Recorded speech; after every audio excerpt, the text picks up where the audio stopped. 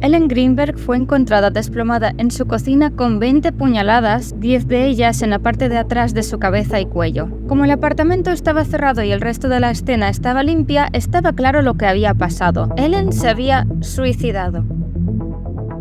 Hoy voy a contaros el caso de Ellen Greenberg. Es uno de estos que no se sabe lo que ha pasado. Todo apunta en una dirección, pero luego la investigación va en lado totalmente opuesto. Y luego te acaban sacando la conclusión más incoherente posible. ¿Hay pruebas a favor de que se ha quitado la vida? Sí, pero a mí me da la impresión de que es un caso en el que se ha decidido desde el principio que iba a ser suicidio y las pruebas que han encontrado las han intentado amoldar a esa teoría. Bueno, esa es mi opinión. Me estoy adelantando un poquito, quiero que forméis vuestra propia opinión. Voy a contaros todo desde el principio y vosotros decidís. Empezando por Ellen, ¿quién es esta chica? Pues Ellen Greenberg era una profesora de primaria de 27 años. Vivía con su prometido Samuel Goldberg, de 28 años, en Filadelfia. Ningún artículo que yo haya leído habla mucho de su vida, pero sí que nos dicen el nombre de sus padres, Josh y Sandra, porque están muy involucrados en la investigación. El 26 de enero de 2011, Ellen decidió volver más temprano del trabajo. El plan de ese día era planificar un poco cosas para la boda y hizo un par de búsquedas por internet. Había hablado con su madre y estaba charlando con sus amigos por mensaje de texto. Mientras tanto, su novio Samuel se fue al gimnasio más o menos sobre las 4:45 de la tarde. Por cierto, las horas que digo son muy aproximadas porque ningún artículo y ninguna publicación se pone de acuerdo con la línea de tiempo exacta. Todo parecía normal cuando se fue, pero cuando volvió sobre las 6:40 aprox, se encontró la puerta de su casa cerrada con pestillo. No es un pestillo exactamente, os dejo una foto en pantalla, es como una especie de cerrojo. Total, que intentó abrir la puerta de su casa, lo cual obviamente no funcionó porque estaba de cierre puesto, y le empezó a mandar mensajes de texto bastante enfadados a Ellen. Hola, abre la puerta, ¿qué haces? Ya me estoy cabreando, hola, ya puedes tener una excusa. Pero ¿qué cojones? No tienes ni idea. Después de estar como una hora intentando abrir la puerta sin resultado, Samuel fue a buscar al guardia de seguridad del edificio. Luego los dos fueron al apartamento y forzaron la puerta para poder entrar. Y dentro del piso les esperaba una escena bastante sangrienta. Ellen estaba desplomada en la cocina sin reaccionar, con sangre por todas partes. Samuel llamó al 911 inmediatamente y os voy a contar la interacción con el operador porque me parece súper importante. Samuel describió la escena al operador diciendo que Ellen estaba tendida en el suelo totalmente y que no sabía de dónde salía tanta sangre, que no sabía dónde estaba la herida. El operador le dio instrucciones para hacer reanimación y lo que este hombre le respondió fue: ¿tengo que hacerlo? Sí. Total, que el operador le dijo: ponla sobre su espalda y quítale la camiseta. Samuel confirmó que Ellen ya estaba tendida sobre la espalda y remarcó lo siguiente: su camiseta no se quita, es una cremallera. ¡Ay, Dios mío! Se apuñaló a sí misma. A ver, ¿cómo sabes tú eso? ¿En qué te basas?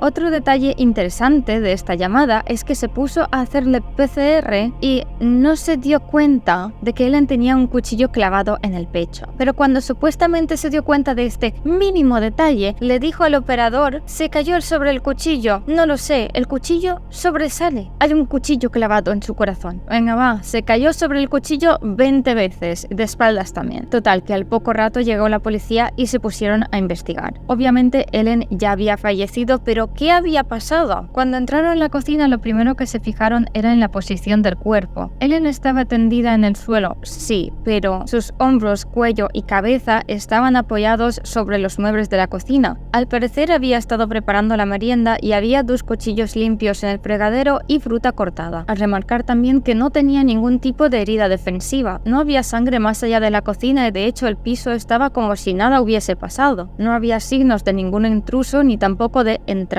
forzada. La pareja tenía un balcón que daba a la calle y esa noche había estado nevando, pero el balcón se descartó como posible punto de entrada porque la nieve estaba intacta y porque vivían en un 6º piso. No había cámaras de seguridad que daban al apartamento, pero sí había una cámara de seguridad en la entrada del edificio, pero no mostró a nadie sospechoso entrar o salir. Los vecinos tampoco escucharon nada raro. Según las observaciones de la escena, todo había pasado muy rápido en el mismo sitio donde se encontró su cuerpo. El resto del apartamento parecía estar normal y no se encontraron muestras de ADN de nadie externo a la escena. Bien, ese era el estado del piso, pero ¿qué nos decía su cuerpo? La autopsia de Ellen revelaba algunos detalles más. El arma homicida era un cuchillo que tenían en casa.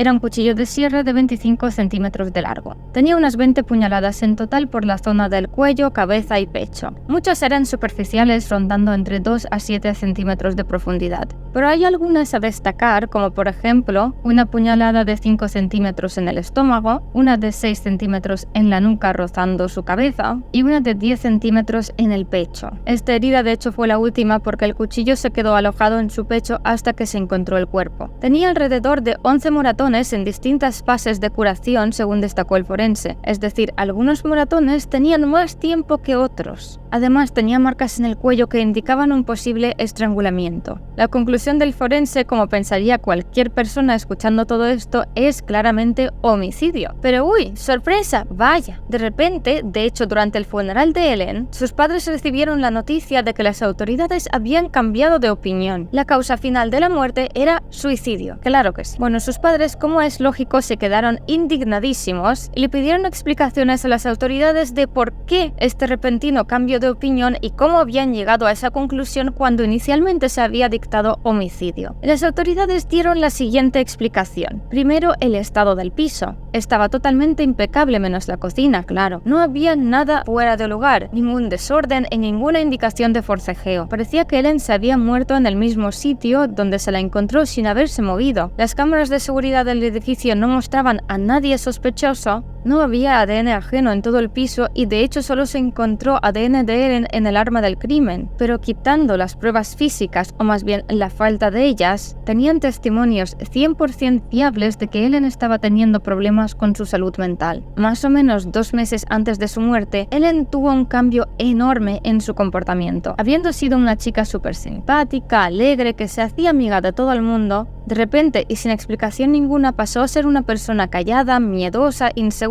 y con un montón de ansiedad. Tanto sus padres como sus amigos intentaban preguntarle que qué le pasaba, pero Ellen estaba siendo muy evasiva, siempre diciendo que simplemente era estrés del trabajo. Eso es lo que decía Ellen, pero tras su muerte muchos de sus compañeros dijeron que les parecía esto muy raro, porque a Ellen le encantaba su trabajo y además no tenía ningún tipo de presión o exigencia por parte del colegio. Sus condiciones laborales eran exactamente igual que siempre. Más o menos sobre la misma época en la que Ellen empezó a tener ansiedad, les preguntó a sus padres si podía volver a mudarse con ellos a casa. Ellos sospecharon enseguida de que tenía problemas con el novio, pero ella les aseguró que para nada, que él no tenía nada que ver. La cosa es que Ellen fue a ver a una psiquiatra varias veces para el tema de su ansiedad y durante sus visitas repitió exactamente lo mismo, que todo era el estrés del trabajo y que su novio era maravilloso. La doctora le intentó indagar un poco preguntando si había algún tipo de abuso dentro de la pareja, pero Ellen lo negó en todo momento.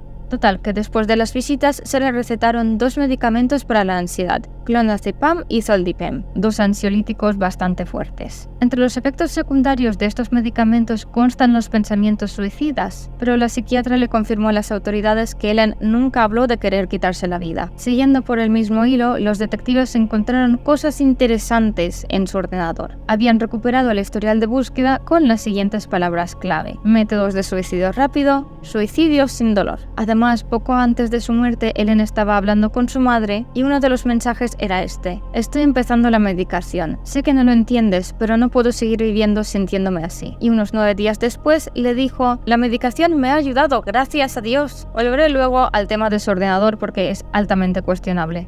Entonces, con esto en mente, la policía había construido un caso bastante convincente de que su muerte fue por voluntad propia. Tenía ansiedad, se la encontró en un apartamento cerrado sin signos de forcejeo, no había ADN de nadie más en el cuchillo. Los detectives creen que las heridas superficiales son signo de duda, como que no se atrevía a hacerlo más fuerte. Además que no había heridas defensivas en el cuerpo. Los padres de Ellen estaban indignadísimos y súper insatisfechos con esta conclusión, así que se contrató a un neuropatólogo externo para resolver la disputa. Como una de las puñaladas más profundas había sido en la nuca, querían ver si esta herida había dañado su médula espinal. Si la había dañado, significaría que Ellen no podría haberse infligido ninguna de las heridas posteriores. Como Ellen ya había sido enterrada, evidentemente no se pudo hacer este análisis sobre su cuerpo, sino que se hizo el análisis en base a las fotos y lo que decía la autopsia. Entonces, tras el análisis, se concluyó de que su médula sí había sido dañada, pero no cortada del todo. Lo que esto produjo es que Ellen dejara de sentir dolor y se pudo apuñalar con más ganas. Y con esto la investigación se dio por cerrada.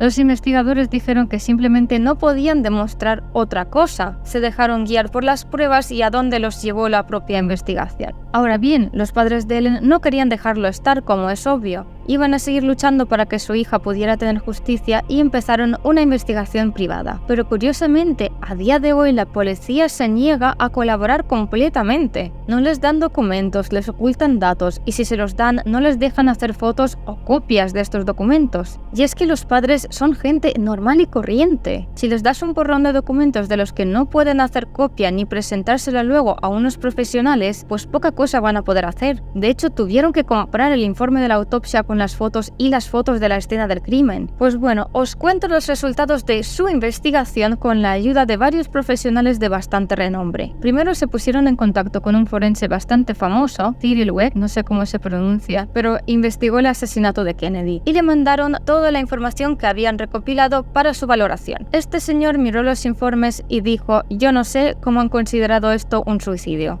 Otro profesional con el que están trabajando se llama Tom Brennan, un detective retirado. Al ver las fotos de la escena y la falta de heridas defensivas, ha dicho que es perfectamente posible que fuera un ataque sorpresa y a Ellen simplemente no le dio tiempo a reaccionar. Y aquí un detalle interesantísimo totalmente ignorado por la investigación inicial: el trayecto de la sangre. El reporte oficial dice que Ellen se apuñaló a sí misma estando de pie y luego lentamente bajó quedándose con la espalda apoyada sobre las encimeras de la cocina. Pero eso no explica cómo entonces tiene un rastro de sangre bajándole por la cara de forma horizontal, un rastro de sangre que desafía la gravedad. Una es que Ellen se levantó de alguna forma después de desplomarse y la otra es que la levantó alguien. Se cuestionó también ese primer informe de la médula espinal. Brennan descubrió que la policía todavía conservaba una muestra de médula de Ellen y dos patólogos forenses examinaron la muestra. Resulta que la médula sí había sido cortada y Ellen habría sentido un dolor severo o habría perdido la conciencia. La herida que había sufrido Ellen en la cabeza y el resto de puñaladas no son típicas en una persona que se intenta quitar la vida con un cuchillo. Además, por norma general, una persona que elige un arma blanca para quitarse la vida suele quitarse la ropa antes, supongo que por acertar mejor. No se la dejarían puesta como la tenía Ellen. Otra cosa que estos investigadores privados nunca habían visto antes en un suicidio es que la víctima se dejase el arma clavada. La conclusión final después de esta investigación, aunque sin cuerpo, es que el número y el tipo de heridas, además de las manchas de sangre, concuerdan con la escena de un homicidio. Pero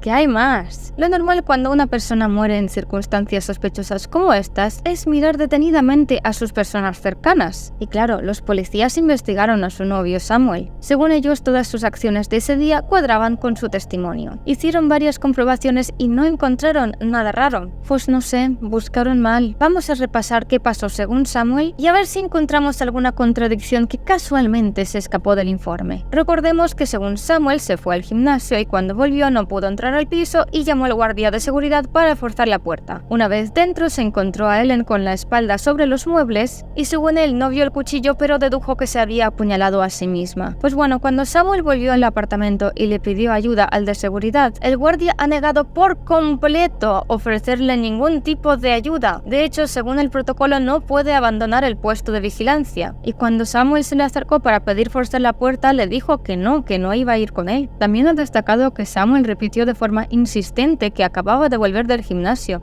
¿Quién te ha preguntado? Y lo recuerda vívidamente porque le llamó la atención de que a pesar de haber vuelto del gimnasio, no llevaba ropa ni calzado adecuado para entrenar. No sé qué llevaba puesto exactamente, pero esto es un testimonio verificado al 100%. Entonces, ¿quién forzó la puerta? Pues él solito, pero ¿realmente la forzó? Como comenté antes, la puerta tenía un cierre un poco raro, como un pestillo. Pues al parecer este cierre es súper fácil de abrir desde fuera. Mirad, os muestro un cacho de tutorial que me he encontrado por internet. O sea que ni siquiera tuvo que forzar la puerta y además entró él solo. No había más testigos cuando encontró a Ellen. Y esa es otra, ¿en qué estado la encontró? Al operador del 911 le dijo que estaba totalmente tendida en el suelo, pero cuando llegó la policía estaba apoyada en la cocina, por no mencionar su deducción a los Sherlock Holmes desde el segundo 1 de que se había suicidado. No sé, yo entro a mi cocina y me veo a mi pareja con un cuchillo clavado en el pecho, con un montón de heridas por ahí, y lo último que me viene a la cabeza es suicidio. Si el servicio de emergencias me preguntase qué había pasado, yo seguramente respondería no lo sé. ¿Por qué será que Samuel tenía tanta prisa en recalcar que era suicidio? Casi que intentando sugestionar la opinión de las autoridades desde el principio. También comenté brevemente que el departamento de policía encargado del caso no quiere colaborar con los padres de Ellen. A ver, en parte yo lo entiendo, ¿no? Hay ciertas cosas que no puedes revelar a civiles mientras dura la investigación, y al final tampoco es su obligación proporcionar todos los documentos del caso para que vengan unos randoms a cuestionar su trabajo. Pero de ahí a no quererles darles datos a sus padres ni a sus abogados y activamente obstaculizar su investigación independiente, hasta el punto de que los padres de Ellen han tenido que pagar. Entiendo que pueda escocer que cuestionen tu trabajo, pero si han hecho un trabajo tan excelente con esta investigación y no tienen nada que ocultar, ¿por qué como mínimo no dejar de dificultar las cosas? ¿O es que sí tienen algo que ocultar? Bueno, pues de hecho sí, y es que la familia de Samuel Goldberg tiene muy buenas conexiones con el gobierno de Pensilvania y su tío es juez. Según algunas fuentes, Samuel llamó a su tío James Schwartzman el día que encontró a Ellen, incluso antes de llamar a la policía. Tal vez su tío el juez, con amistades en el gobierno, movió algunos hilos para callar algunas bocas y el resultado de la investigación fuera favorable para su sobrino. No sé, es pura especulación por mi parte y por parte de muchos otros. Pero bueno, ¿podría ser realmente un suicidio? Al fin y al cabo, Ellen llevaba un tiempo rara y ansiosa. Había empezado a tomar medicación y además los investigadores encontraron cosas raras en su ordenador. Ok, volvemos al ordenador tal y como os prometí. Se supone que en la investigación inicial encontraron unos mensajes de texto y unas búsquedas relacionadas al suicidio y usaron esto para apoyar su teoría. Y es verdad que Ellen estuvo intercambiando mensajes con su madre cuando estaba de bajón, pero los mensajes de texto, a ver, pensad, ¿cuántas veces habéis estado cansados, embajonados, hartos de algo y os habéis quejado a vuestros amigos en plan, me quiero morir? ¿Realmente quiere decir que os queráis morir? Pues no, pero quitando eso, los investigadores también dicen que Ellen estuvo buscando formas de suicidarse de forma indolora. ¿Por qué entonces una persona que quiere morir de forma pacífica luego se mata a puñaladas? Es que no es para nada una forma común de quitarse la vida, pero resulta que estas supuestas búsquedas tal vez sean búsquedas fantasma. Ellen no buscó estas cosas de forma intencionada, sino que son búsquedas relacionadas porque estuvo buscando efectos secundarios de la medicación que estaba tomando. Su historial de búsqueda se revisó nuevamente y al parecer no había estado buscando formas de suicidio directamente, sino sobre los efectos adversos de esta medicación, como puede ser el aumento de peso, la somnolencia y por supuesto también están los pensamientos suicidas que están en el prospecto de literalmente cualquier ansiolítico. En resumidas cuentas, ¿fue un suicidio? ¿Fue un homicidio? Pues no lo sé. No sé si me he dejado algo porque al final el vídeo ha resultado ser muchísimo más largo de lo que yo esperaba. Al principio tenía que ser un caso cortito, pero he ido indagando y cada vez salía más información. Y es que los padres de Ellen no han parado de investigar en todos estos años para destapar qué es lo que realmente le pasó a su hija. Normalmente no suelo estar a favor de las conspiraciones, pero esta vez, al igual que en el vídeo anterior, estoy a favor del homicidio. Es que es todo muy raro y no terminan de encajarme cosas, comportamientos de ciertas personas, pruebas que han salido. No lo sé, comentadme a ver qué os parece a vosotros, a ver si estoy yo loca, pero de verdad que no veo cómo la conclusión es que se ha matado a ella sola. De momento es todo por hoy, nos vemos en la próxima y pasadlo bien. Chao.